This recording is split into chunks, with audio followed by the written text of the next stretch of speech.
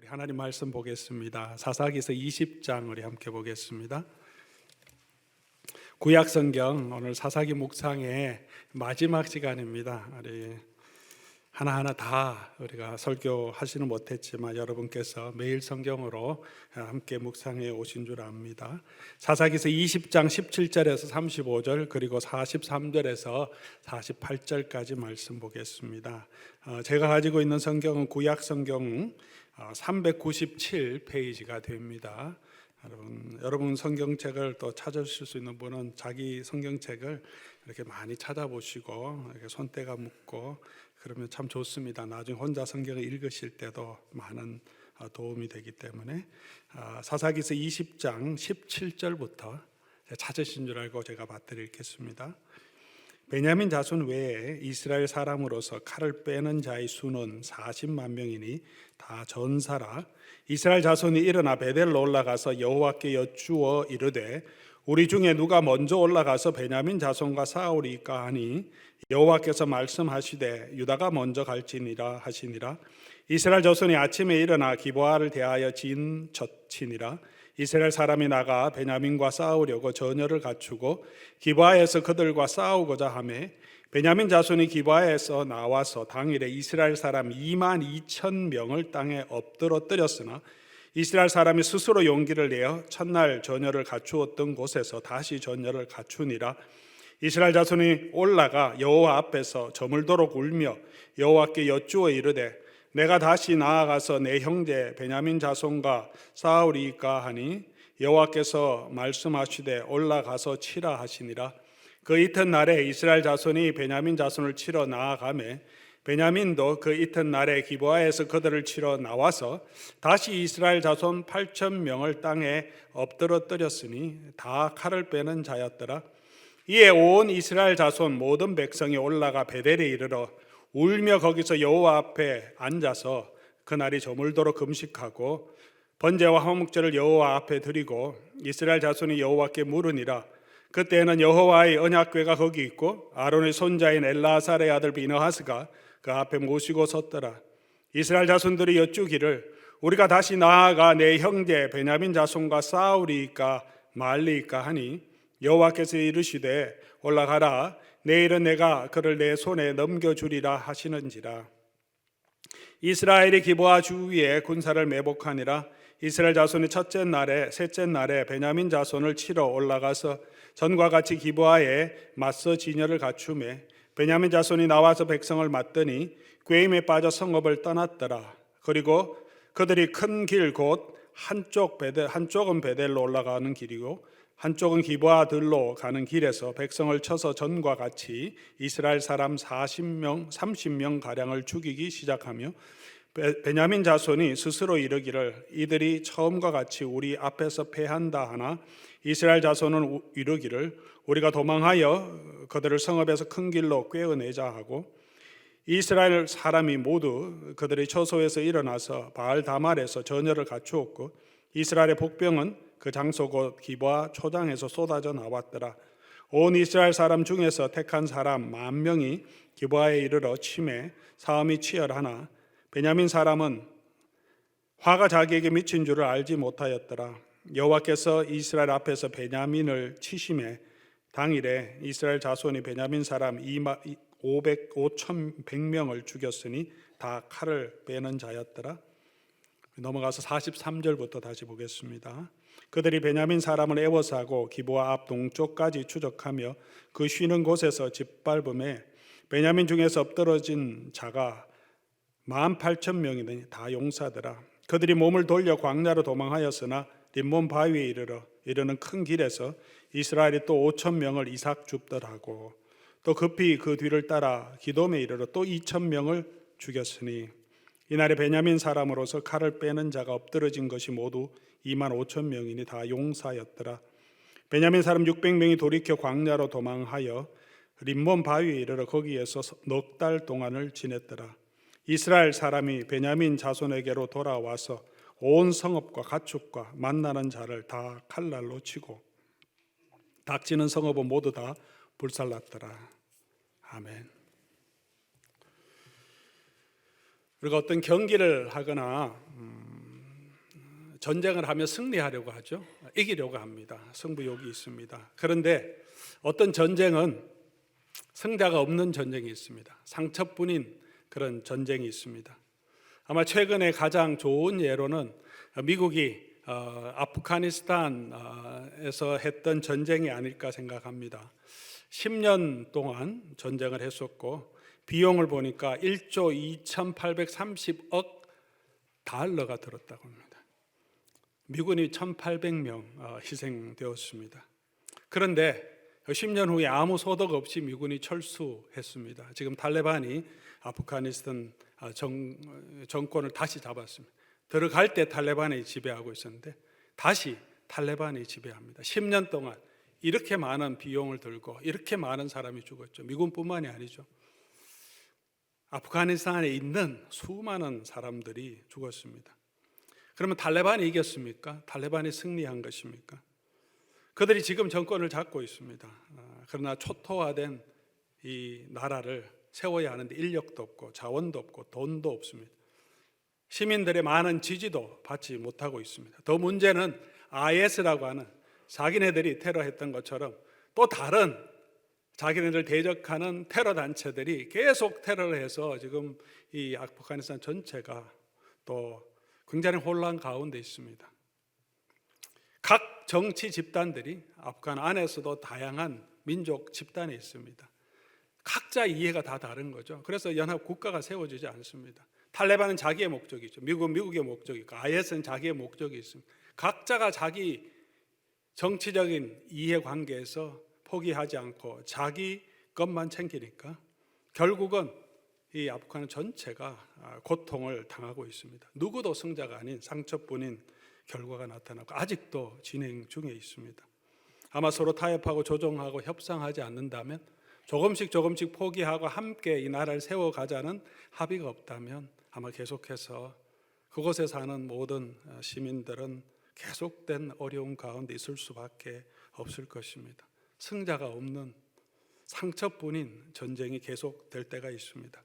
오늘 본문은 우리 레위 사람의 첩사건으로 시작된 이 이스라엘의 내전 상황이 어떻게 진행됐고 어떻게 끝났는지를 기록해 주고 있습니다. 이 전쟁도 승자가 없는 상처뿐인 전쟁입니다.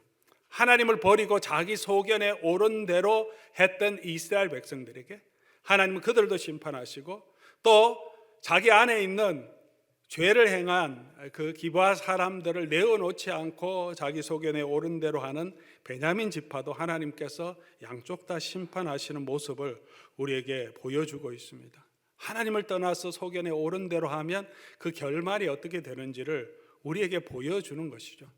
이스라엘 백성들, 이 사사기 시대 후대에 살고 이 성경을 보고 있는 이스라엘 백성들에게도 주시는 교훈이고 오늘 우리에게도 주시는 교훈입니다. 오늘 우리가 교회의 분쟁을 많이 겪습니다. 아마 여러분 중에서 다니시던 교회에 분쟁을 겪었던 아픔을 가지고 계신 분도 계실 거고 우리 주변에서 또 같은 우리 친구들 중에서도 그런 교회에서 아픔을 겪은 것들을 많이 보고 지금도 진행 중에 있는 교회도 있습니다. 교회 분쟁을 보면 누가 승자가 됩니까? 나름대로 양쪽을 들어보면 다 정당성이 있습니다. 이유가 있어요. 그것도 합당한 이유가 있습니다. 그럴 만해요. 그런데 계속해서 교회가 다투면 누구에게 유익이 됩니까? 법정 분쟁까지 세상 법정까지 이게 끌고 가서 다투면 결국은 누가 이깁니까? 한쪽이 법정에서 이겼다고 선포하더라도 결국 변호사만 좋은 일을 시키죠. 교회의 모든 재산, 그 헌금들을 아주 건물 팔아서 변호사들이 대부분 가져가고 나머지는 뭡니까? 교회는 다 망가지고 성도들은 떠나고 교회의 위신과 교회의 모습은 세상 사람들 앞에서 엄청나게 욕을 먹고 그런 분쟁이 1년 아니면 수년 동안 이어진 것들을 우리가 많이 경험하게 됩니다. 상처뿐이 없는 전쟁이죠. 오늘 이 이스라엘의 이 모습, 내전의 모습을 통하여서 하나님의 심판을 보여주십니다. 이 일을 통하여서 우리에게 주시는 메시지가 뭐겠습니까? 우리가 배울 수 있는 그 하나님의 진리는 무엇일까요? 오늘 그것을 함께 살펴보며 하나님이 주시는 은혜를 함께 나누기를 원합니다. 먼저 우리가 생각해 볼 것은 오늘 특별히 이스라엘 백성들의 전쟁의 두 번의 실패와 세 번째 전쟁에 가는 것을 통해서 보면 우리가 자기 소견에 옳은 대로 했던 그 소견을 내려놓고 하나님의 뜻을 찾을 때 그때 하나님께서 승리를 약속해 주신다는 사실입니다. 이스라엘 백성은 자기 소견에 옳은 대로 베냐민과 전쟁하기로 결정합니다. 사사기 20장 10절이죠. 우리가 읽지는 않았지만 위에 있는 본문인데 10절 보면 이스라엘 백성들이 어떻게 우리 중에 이런 망령된 일이 일어날 수 있느냐, 우리가 그 행한 대로 징계하겠다라고 결정합니다.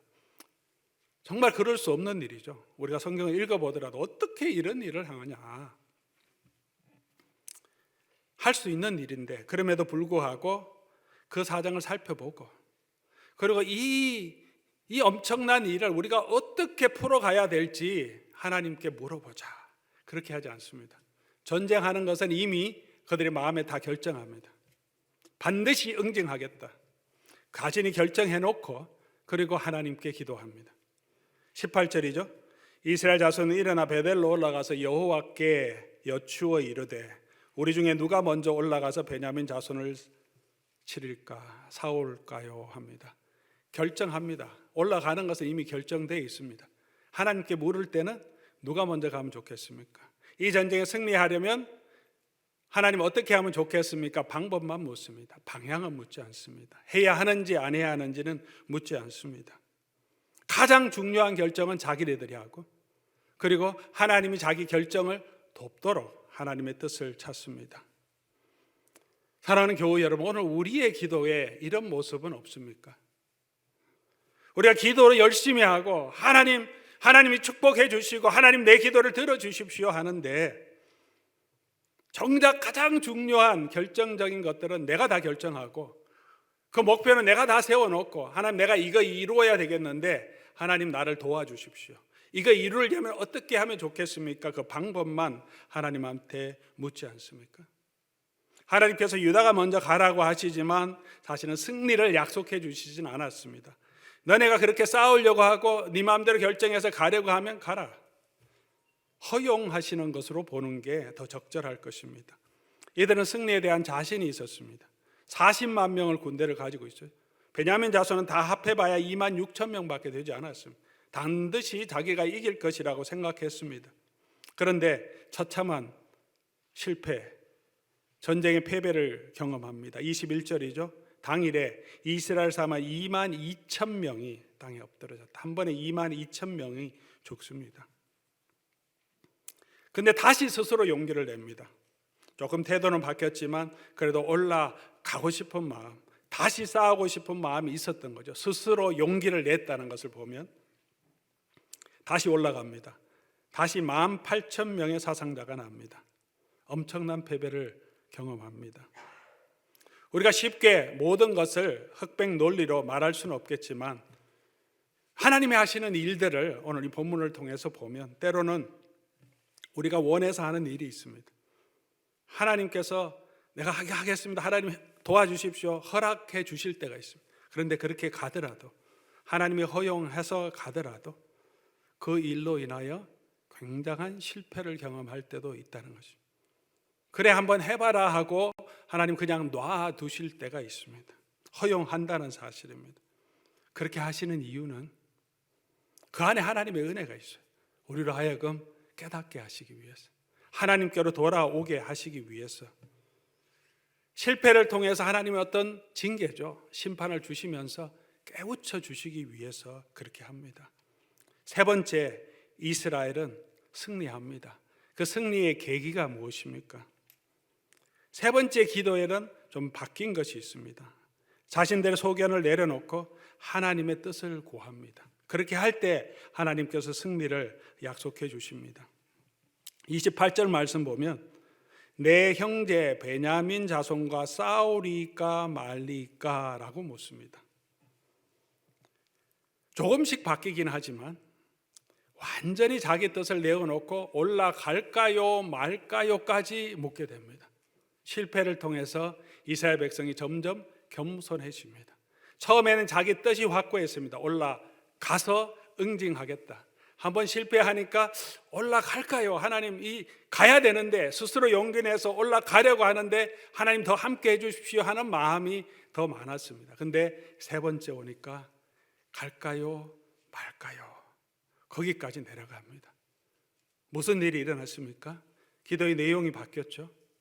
이제 묻습니다. 하나님께 이 가는 것 자체, 형제를 향해 싸우는 이 자체를 하나님께서 허용하시는 거냐 안 하시는 거냐.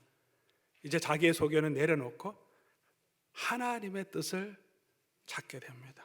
그럴 때 하나님께서 승리를 약속해 주십니다. 우리가 착각하지 말아야 할 것이 있습니다. 신앙생활할 때 어떤 때는 우리가, 여러분 기도 제목이 있지 않습니까? 우리 기도 제목이 뭡니까? 우리가 원하는 거죠. 이렇게 됐으면 좋겠다. 그거 막 마음에 소원합니다. 잘 안 되니까 금식하며 울부짖으며 기도할 때도 있습니다. 하나님 이거 도와주십시오. 하나님 이거 이루어지게 해주십시오. 내가 원하는 일, 내가 생각하는 길, 내가 계획하는 그것을 붙들고 우리는 울부짖으며 기도하고 때로는 금식할 때도 있습니다. 그러나 그렇게 하는 것 자체가 다 하나님의 기쁨이 되지는 않을 수도 있다는 사실입니다. 이스라엘 백성이 그렇게 금식하며 기도했지만 그것이 자기 소견을 내려놓지 않으면 하나님이 기뻐하시는 것이 되지 않는다는 것입니다. 이스라엘 백성이 그 소견을 내려놓고 올라갈까요 말까요? 그렇게 하나님의 뜻에 완전히 맡길 때 하나님께서 승리를 약속해 주신다는 것입니다. 우리 사랑하는 우리 로뎀의 교우 여러분, 오늘 저와 여러분은 여전히 우리 마음에 소망하는 것들을 붙들고 그 방법만 하나님께서 이루어 주시도록 하나님의 뜻을 찾지는 않습니까? 내가 원하는 것, 바라는 것, 그것은 내가 내려놓지 못하고 계속해서 하나님이 내 소원을 들어달라고 하나님께 애타게 부르짖고 요구하고 있지는 않습니까? 이스라엘 백성들이 세 번째 베냐민 지파와 싸우러 올라갔습니다. 첫 번째도 싸우러 올라갔죠. 두 번째도 싸우러 올라갔습니다. 세 번째도 싸우러 올라갔습니다. 겉으로 보기에는 변화가 없습니다. 똑같이 싸우러 올라갔습니다. 그런데 본질적으로 달라진 게 있습니다. 뭡니까? 첫 번째는, 두 번째는 거의 자기 뜻으로 올라갔습니다. 이 세 번째 올라갈 때는 올라가는데 하나님의 뜻을 따라 올라갑니다. 자세가 달라졌고 태도가 달라졌습니다. 같은 길을 가더라도 우리 자세, 우리 태도가 중요하다는 것입니다. 하나님의 뜻을 따른다는 것은, 내 소견을 내려놓고 이제 하나님의 뜻에 나를 맡긴다는 것은 여러분이 하시는 모든 일을 다 포기하라는 것이 아닙니다. 내가 이 일 접어놓고 내 신학교 가야 되겠다, 나는 선교지로 가야 되겠다, 그렇게 가라고 하는 것이 아닙니다. 그렇게 하더라도, 주의 일이라고 교회의 일이라고 하더라도 내 소견에 옳은 대로 할 때가 많습니다. 중요한 건 뭐냐? 우리의 삶의 자세가 바뀌어야 된다는 거죠. 동일하게 싸우러 올라가는데 이제 이스라엘 백성들은 하나님의 뜻을 묻고 하나님이 가라고 하시니까 이제 하나님의 뜻대로 움직이는 것입니다. 같은 일을 우리가 하더라도, 동일한 가정에서, 동일한 직장에, 동일한 교회에서 우리가 섬기더라도 우리의 마음의 자세를 어떻게 하느냐가 중요합니다. 이스라엘 백성이 주권자가 바뀝니다. 이제 하나님께 묻고 하나님이 가라고 하니까 순종해서 이제 가는 길이죠. 가니까 어떻게 됩니까? 변화가 일어납니다. 주권자가 바뀌니 먼저 일어나는 것은 이스라엘 백성이 참 겸손하고 지혜로워졌습니다. 자만하지 않습니다. 하나님이 승리 주신다고 하셨으니까 그냥 자만해서 또 그냥 막 올라가지 않습니다. 하나님께 맡기니까 겸손해집니다. 상대를 얕잡아 보지 않습니다. 복병도 숨기고 철저하게 준비합니다. 하나님이 주신 일을 할 때 그렇게 겸손하게 하고, 사람을 하나님께서 우리가 주신 일을 우리가 하나님께 맡기면 우리가 최선을 다하여서 섬기게 하십니다. 하나님 앞에 맡기는 삶의 축복입니다. 그렇다고 이스라엘 백성들이 이 전략을 짜서 이긴 것은 아니라고 성경은 분명하게 말합니다. 35절이죠. 여호와께서 이스라엘 앞에서 베냐민을 치심해 여호와께서 이루신 겁니다. 하나님의 백성의 승리는 하나님의 손에 있습니다. 겸손하게, 우리가 지혜롭게 최선을 다해서 우리 일을 하더라도 승리 주시는 분은 하나님입니다. 그러므로 우리가 처음부터 끝까지 그것을 맡기는 거죠. 하나님의 모든 손에 있다는 것을. 나의 생명도, 나의 현재도, 나의 미래도 내가 붙들고 이거 있으면 행복할 것이라고 생각하는 그것까지도 하나님의 손에 다 맡기고, 하나님 어떻게 하면 좋겠습니까? 하나님의 손에 맡길 때 하나님께서 우리의 삶에 역사하십니다. 그럴 때 우리 마음에 평안을 주시고 우리를 겸손하게 하시고, 평안과 겸손함이 있으면 사건을 보는 눈이 밝아집니다. 보지 못하는 것들을 보게 하십니다. 그전에는 나의 욕심 때문에 보지 못했던 새로운 것들을 보게 하시고, 새로운 가치를 발견하게 하시고, 같은 환경에 있어서도 삶의 행복을 누리게 하십니다. 사랑하는 교우 여러분, 이것이 실패에도 불구하고, 우리가 고난에도 불구하고, 때로는 죄로 인하여서 하나님이 주시는 징계에도 불구하고 우리에게 주시는 하나님의 은혜가 아니겠습니까? 이런 일들을 통하여서 우리로 하여금 겸손케 하시고, 내 뜻이 아니라 하나님의 뜻에 내 삶을 맡기게 하시고, 고난이 없었다면, 실패가 없었다면 우린 여전히 내 소견에 옳은 대로 하는 것이 당연한 것처럼, 그래도 되는 것처럼 살아갈 수밖에 없는 인생인데, 인생의 고난을 통해서 넘어뜨리시고, 이게 아니구나, 하나님의 뜻을 찾아야 되겠구나 깨닫게 해주시지 않습니까? 우리 코로나를 통해서도 또 깨닫게 해주시는 게 있지 않습니까? 우리 계획대로 되는 게 없구나, 하나님께서 함께 해주셔야 되고, 나의 미래도 이제 하나님께 맡겨야 되죠. 내가 계획한다고 그대로 다 진행되는 것은 아니지 않습니까? 오늘 이 사건을 통하여서 우리가 다시 한번 깨닫기를 원합니다. 우리의 소견, 나의 욕심, 나의 목표까지도 우리 내려놓고, 나의 미래도 하나님의 손에 맡기고, 하나님의 주권을 인정하고, 그 하나님의 뜻에 우리 자신을 온전히 드릴 때 하나님께서 참 기쁨과 평안을 주신다는 사실을 기억하며, 오늘 주님께 우리 자신을 다시 한번 맡기는 저와 여러분 될 수 있기를 주의 이름으로 간절히 소원합니다. 그래서 하나님이 주시는 그 평안과 그 기쁨을 내가 내려놓을 때, 주께 맡길 때, 그때 참 자유를 하나님 주십니다. 그게 참 쉽지 않죠. 내가 붙들고 있는 것을 내려놓는다는 것. 그러나 내려놓으면 하나님께서 우리에게 평강을 주시고 승리 주실 줄 믿습니다. 반대로 두 번째 우리가 생각해 볼 것은, 이 베냐민 지파, 승리에 도취된 베냐민 지파는 결국은 그렇게 가다가 끝까지 가다가 철저한 심판을 당합니다. 베냐민 지파는 자기 친족이란 이유로 범죄한 기브아 사람, 그 불량배들을 내어주기를 거부하고 그들을 보호합니다. 14절이죠. 이스라엘 백성이 기브아로 나와서 치려고 하니까 베냐민 지파들이 다 모여서 기브아로 나가서 이스라엘 자손과 싸우고자 합니다. 베냐민 지파가 지금 싸워야 할 게 뭡니까? 자기 친족이라고 형제라고 기브아 사람을 보호할 것이 아니라 이스라엘 백성에 있을 수 없는 이런 악을 제거하는 거죠. 기브아 사람을 다 죽이라는 것도 아니고 거기 있던 불량배들, 정말 하나님의 뜻을 바로 세워야 되지 않겠습니까? 그런데 내 식구라고 그것은 상관하지 않습니다. 내 형제니까 그것은 돌아보지 않습니다. 그리고 자기 자존심을 세우죠. 온 이스라엘 백성들이 와서 치려고 하니까 그 죄는 덮어두고 자기 자존심을 세웁니다.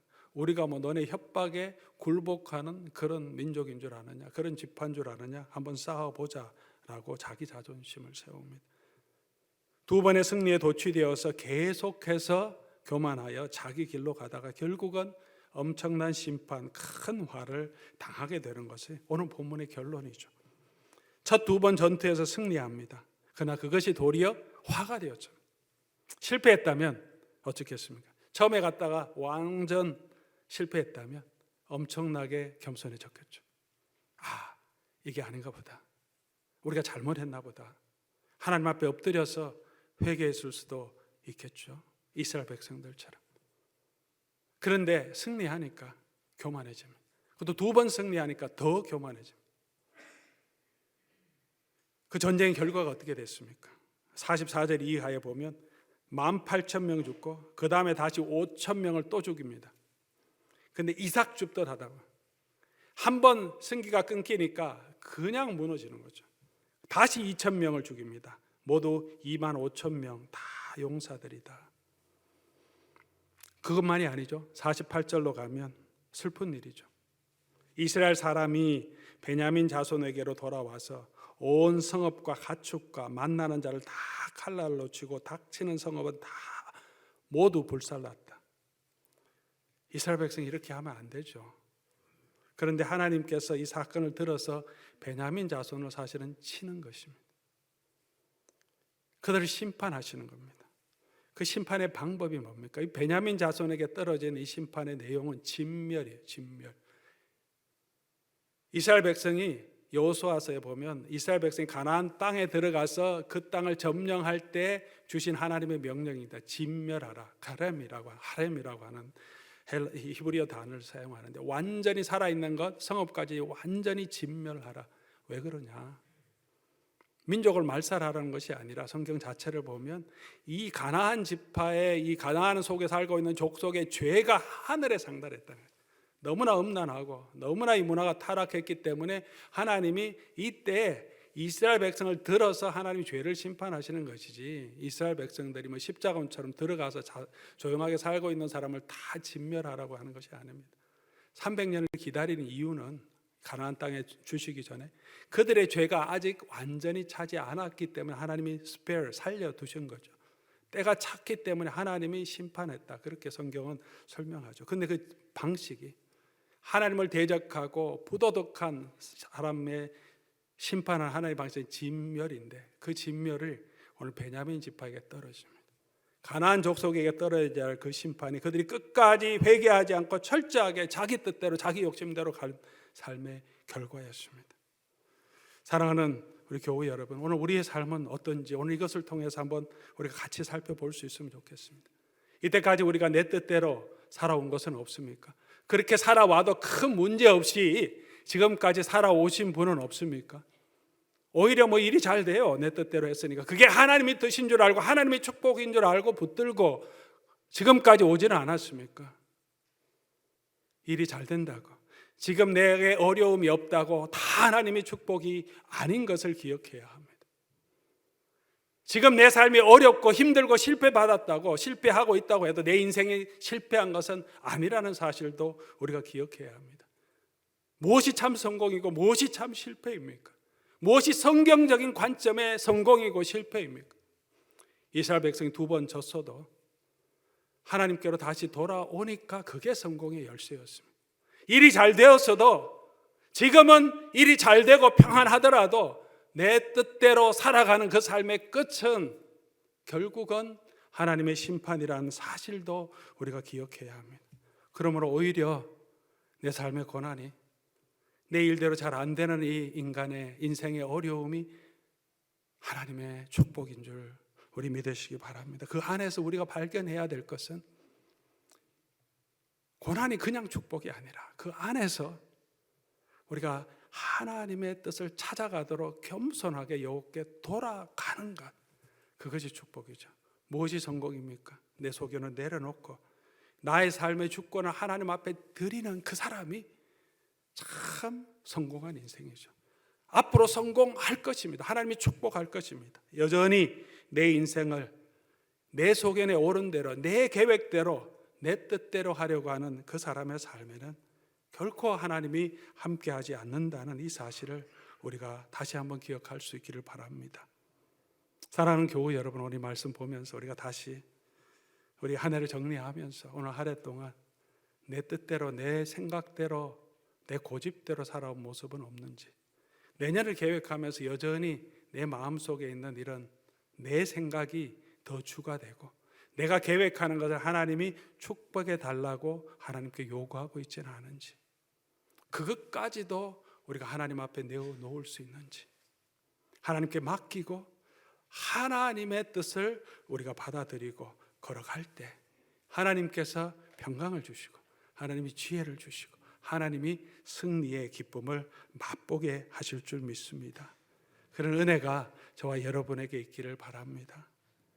마지막으로 우리가 생각해 볼 것은, 하나님이 이렇게 죄 가운데 있는 자를 심판하심에도 불구하고 희망이 없을 것 같은 이 이스라엘 백성에게도 하나님이 여전히 은혜를 베풀어 주신다는 것입니다. 특별히 이 베냐민 지파 600명을 남겨주십니다. 47절이죠. 거의 지파가 진멸하는 그 과정에서 600명이 남아서 림몬 바위에 이르러 넉 달 동안 지내니라. 그리고 이제 21장에는 이 600명을 통해서 레위 지파가 이 베냐민 지파가 다시 회복되는 과정을 잠깐 보여줍니다. 이스라엘 백성이 한참 후에 몇백 년 후에 남북이 갈리고 북이 이스라엘 멸망하고 남유다도 멸망합니다. 그때 예레미야라는 선지자가 있었습니다. 예레미야 선지서를 보면 이스라엘 백성이 하나님의 심판을 받아야 하는 것이 마땅하다고 기록하고 있습니다. 그럼에도 불구하고 예레미야는 하나님의 긍휼과 신실하심, 자비하심을 찬송합니다. 예레미야 애가 3장 22절에 그렇게 노래하는데요. 왜 노래하냐 하면 여호와 인자와 긍휼이 무궁하심으로 우리가 진멸되지 않았다는 거죠. 마땅히 이 유다 족속 전체를 하나님이 진멸하셔도 되는데 그 중에 남은 자를 두셨다는 거예요. 예레미야가 그걸 보면서 감사하며 여호와의 긍휼과 인자하심을 찬양합니다. 그런 하나님이십니다. 저와 여러분에게도 마찬가지입니다. 이스라엘 백성들은 기브아 사람들이 행한 그 일을 보고 행한 대로 갚아주겠다고 말합니다. 행한 대로 갚아주겠다. 그것이 정의라고 생각했습니다. 우리도 그런 마음을 품을 때가 있지 않습니까? 교회 안에서 부도덕한 모습을 보고 교회 지도자의 부도덕한 모습을 보고 어떤 성도의 어떤 교우의 잘못된 행실을 보면 우리 마음이 상하고 분노하는 마음이 생기면 저 친구는 행한 대로 갚아주는 게 정의라고 얘기할 때는 없습니까? 동일한 잣대로 하나님께서 우리를 행한 대로 대하시면 저와 여러분은 어떻게 하나님 앞에 설 수 있겠습니까? 너희가 남에게 한 그대로 하나님께서 우리를 심판하신다고 하지 않았습니까? 행한 대로 너희가 갚는다고? 그죠? 그러면 내가 행한 대로 이스라엘 백성은 내가 너희를 심판할까? 그렇게 하신다면 하나님 오늘 저와 여러분에게 그런 심판을 하신다면 누가 하나님 앞에 설 수 있겠습니까? 죄가 무엇입니까? 우리 새가족 공부할 때도 함께 나누고 우리 성경이 가르치는 가장 본질적인 내용 죄가 뭡니까? 살인하지 않았다고 간음하지 않았다고 우리는 죄가 없는 사람입니까? 성경의 죄는 불법을 행하는 것이죠. 하나님이 이게 세워놓은 바운더리를 넘어가는 것이죠. 넘어가는 것뿐만이 아니라 선을 행할 줄 알고도 하지 않는 것도 죄라고 했어요. 방임도 죄인 거죠. 용서해야 되는데 용서하지 못하는 것도, 사랑해야 되는데 사랑하지 못하는 것도, 어느 정도는 사랑하는데 내 몸처럼 사랑하지 못하는 것도, 믿음으로 하지 않는 모든 것도 죄라고 했습니다. 주의 일을 하는데 내 욕심으로 내 열정으로 하는 것도 때로는 죄라는 거죠. 목회를 하고 있는데 목회 성공을 위해서 내 욕심대로 내 계획대로 한다면 그 하나님의 영광이 되는 게 아니라 그 자체가 믿음으로 하지 않는 모든 것은 죄라고 합니다. 요약하면 내가 내 뜻대로 하는 모든 것은 하나님 앞에서 엄청난 죄죠. 주권자인 하나님을 무시하고 인간이 자기 뜻대로 행하는 모든 것, 그렇게 살아가고 있는 모든 순간이 하나님 앞에는 죄인 거죠. 이 죄에서 우리를 건져줄 자가 누가 있겠습니까? 죄의 싹은 사망이라고 하셨는데 우리가 당연히 진멸을 받아야 마땅한데도 불구하고 하나님은 우리를 살려주십니다. 심판을 내려야 하는 바로 그곳에 심판을 내리시는데 그곳에서 하나님은 새로운 은혜를 베풀어 주십니다. 놀라운 성경의 내용입니다. 사사기서와 그 다음에 이제 사무엘서 들어가면서 이스라엘 왕정이 시작되는데요. 어떻게 연결이 되냐 하면 이스라엘 백성들이 가장 범죄한 도시가 어디입니까? 베냐민 지파 기브아입니다. 근데 첫 번째 왕이 어디서 나옵니까?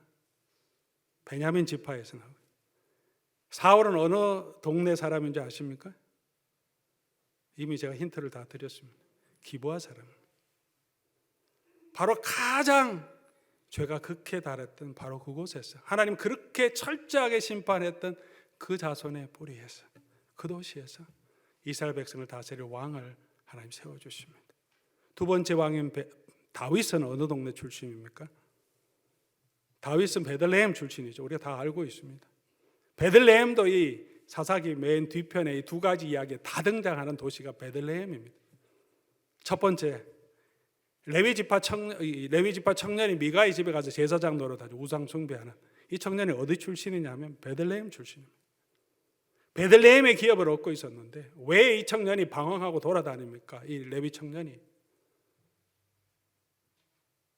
그가 생계를 유지하고 하나님의 율법을 가르칠 수 있도록 베들레헴에 있는 사람들이 지원을 안 해서 그렇죠. 당연히 그들이 가지고 있는 것을 통해서 레위 지파에게 주고 그들은 하나님의 말씀을 가르칠 수 있도록 서포트해야 되는데 그들이 책임을 다 안 했습니다. 베들레헴에서 왔어요. 두 번째, 이 이스라엘 내전에 빠뜨린 이 화근의 가장 시발점이 된 사람이 누구입니까? 기브아 사람은 아니죠. 이 레위인도 아닙니다. 레위인의 첩 때문에 그랬어요. 이 첩인데 행음했다 그랬어요. 남편이 있는데 바람을 피웠어요. 그러고는 남편을 버리고 도망가 버렸습니다. 그 여인 데리러 내려갔다가 올라오면서 이 사건이 생긴 거죠. 그 화근을 제거했던 이 레위인의 첩, 이 첩이 있었던 그 자기 친정집이 어디에 있었냐면 바로 베들레헴입니다. 베들레헴이 그런 곳이었습니다. 다윗의 고향이지만 원래 사사기에서 보여준 베들레헴은 그런 곳이었습니다. 근데 하나님께서 그곳에서 이스라엘 다스릴 자를 세워주십니다. 심판 가운데 하나님은 언제나 그곳에서 다 진멸하지 않고 하나님의 은혜를 베풀어 주신다는 것입니다. 우리가 당연히 심판받아야 하지만 우리를 심판하신 바로 그 자리를 대신해서 당신의 아들 예수 그리스도를 보내주셨습니다. 우리는 다 양 같아서 그릇 행하여 각기 제 길로 갔거늘 여호와께서 우리 모두의 죄악을 그에게 담당시키셨다. 우리가 이 진멸 카렘을 받아야 하는데 근데 바로 거기서 예수님께서 우리가 받아야 할 그 진멸 카렘을 받으십니다. 그 저주를 받으십니다. 그리고 우리를 구원해 주십니다.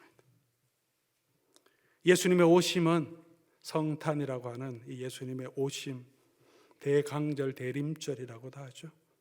바로 이 일을 위해서 예수님이 하늘의 영광을 버려두시고 이 땅에 오신 것입니다. 우리가 그 날을 기념하는 것입니다. 꼭 그 날은 아니지만 그 오심을 기념하는 것이죠. 기억하는 것입니다. 성탄 때 어떤 교회나 또 가정, 여러분 하셨는지 모르겠지만 깊이 한번 생각해 보시면 좋겠다는 일이 있습니다.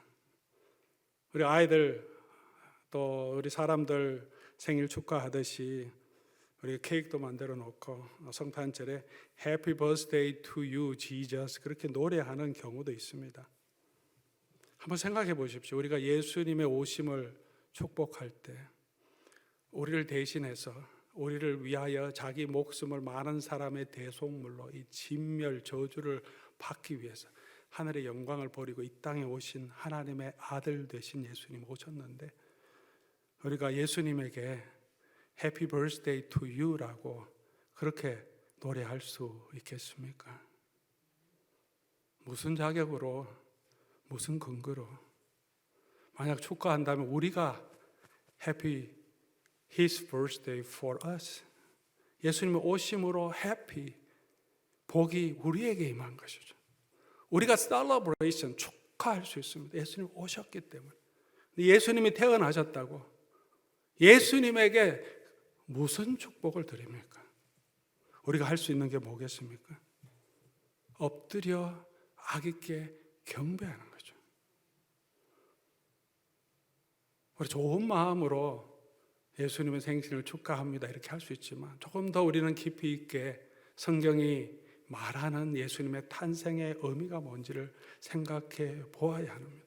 우리가 어떤 위치에 있는 자였는지 예수님의 오심이 도대체 무슨 의미가 있고 그에게는 어떤 의미가 있고 우리에게는 어떤 의미가 있는지 우리의 영성이 가벼운 영성이 아니라 성경에서 보여주시는 하나님의 구원이 도대체 어떤 것인지, 우리가 어떤 은혜를 받은 것인지, 예수님 해피 버스데이 투 유 하고 즐기는 그 정도의 은혜인지 감히 말할 수 없어서 엎드려서 하나님의 아들 되신 그분께 경배해야 되는 그 은혜 앞에 엎드려야 하는 자인지 말입니다.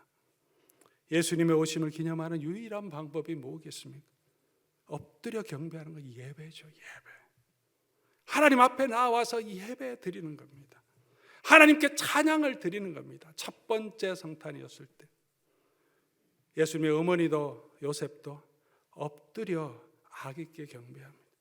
목자들이 달려왔습니다. 어떻게 합니까? 엎드려 아기께 경배합니다. 동방에서 박사들이 왔습니다. 어떻게 합니까? 예물을 드리고 그 앞에 엎드려 왕께 경배합니다. 하늘의 천군 천사들이 나타나서 찬양을 드립니다.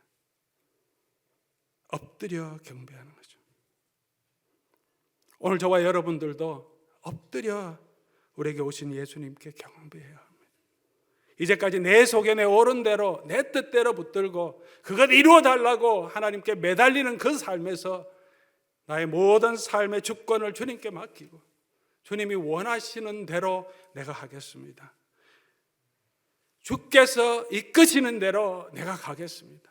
가라고 하시는 그곳에 있고 하라고 하신 그 일을 이제는 내가 주의 종으로, 예수님의 종으로 따라 살겠습니다.